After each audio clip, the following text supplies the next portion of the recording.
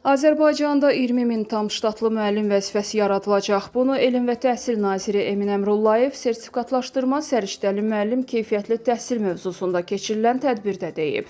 Nazir bildirib ki, müəllimlərin sertifikatlaşdırılmasının növbəti mərhələsi çərçivəsində 115 min müəllim yeni islahatın əhatə dairəsinə daxil ediləcək.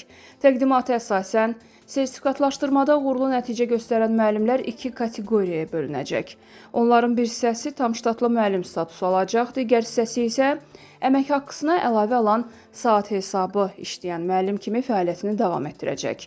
Qeyd olunub ki, İslahat çərçivəsində mərhələli şəkildə 20 min tam ştatlı müəllim vəzifəsi yaradılacaq.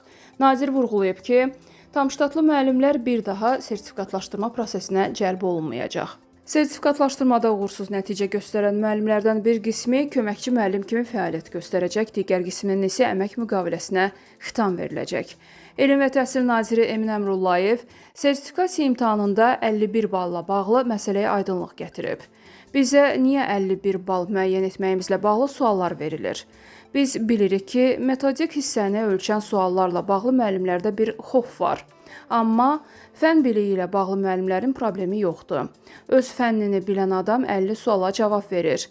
Metodikadan bir suala cavab versə belə 51 balı toplayacaq, yaxud öz fənnindən 49 suala cavab versə metodikadan 2 bal toplamaqla 51 balı yığa bilər.